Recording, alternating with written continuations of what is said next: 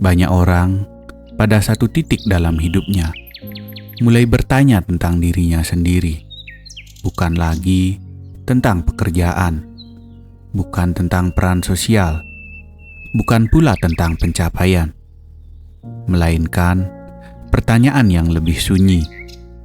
Siapa sebenarnya diri ini?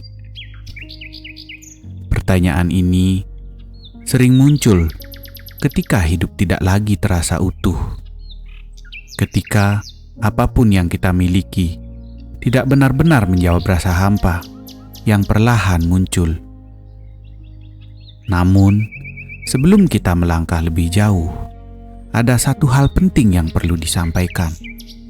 Pembahasan ini bukan untuk mengganti keyakinan siapapun, bukan untuk membantah pengalaman batin, dan bukan untuk menciptakan konsep baru yang harus dipercaya.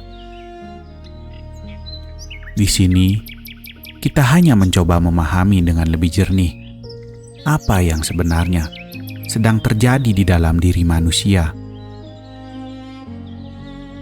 Manusia terbiasa mendefinisikan dirinya melalui banyak hal: nama, tubuh, pikiran, emosi, ingatan, peran dalam keluarga dan masyarakat.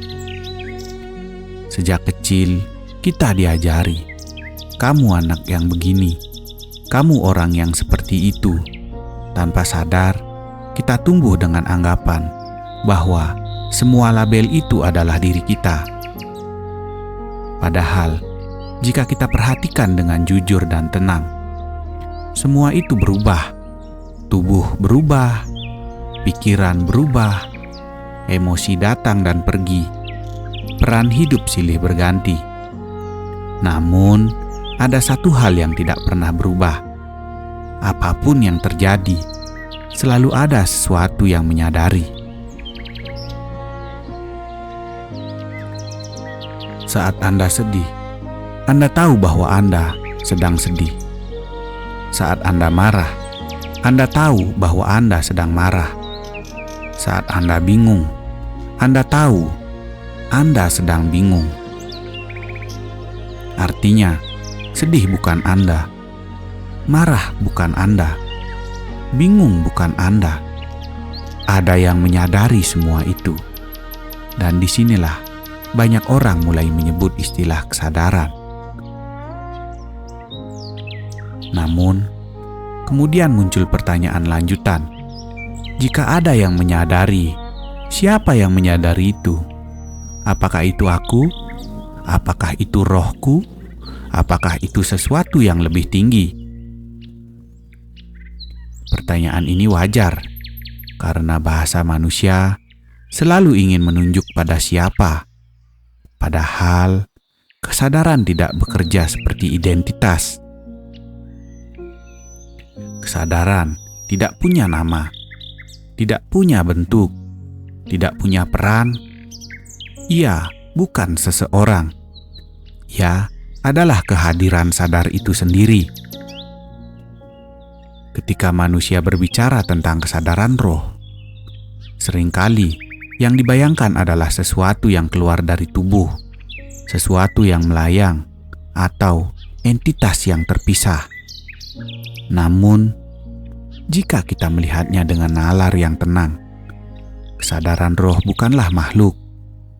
Ia adalah pengalaman sadar tanpa identitas pribadi.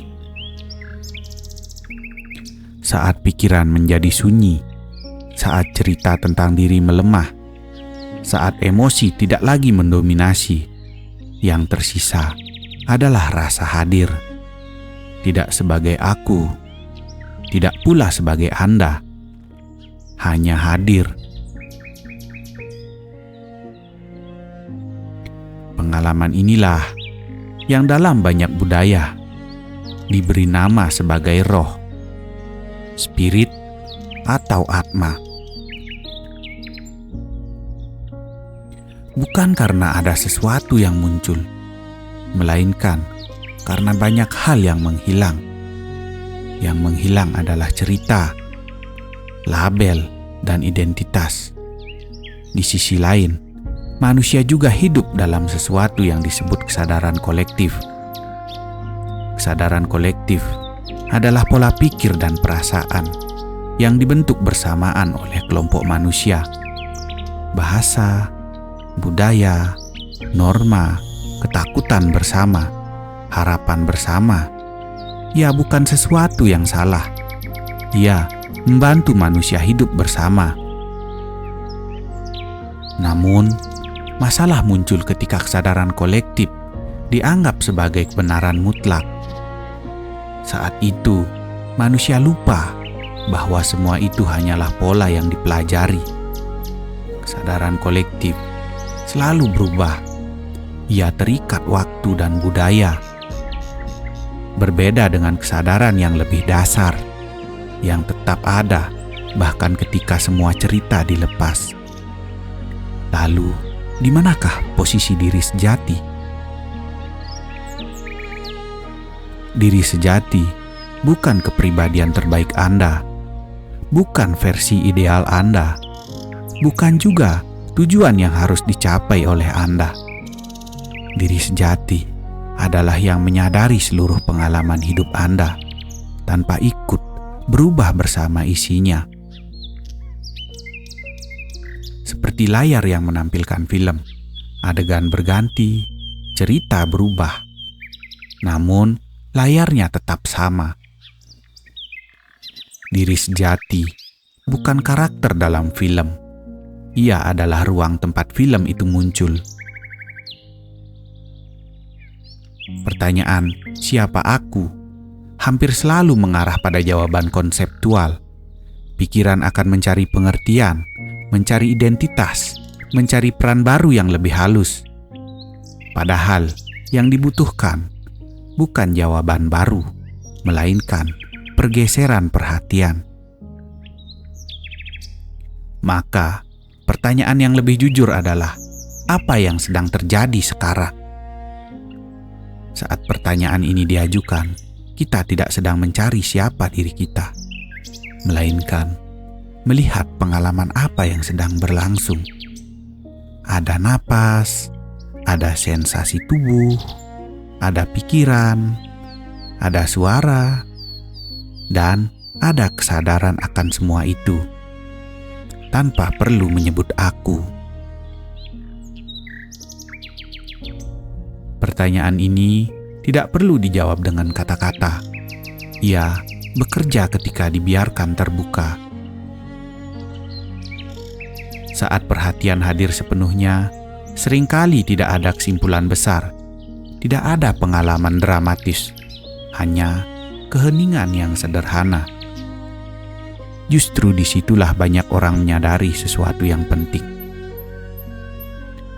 bahwa diri sejati tidak pernah hilang, tidak perlu ditemukan, tidak perlu dicapai.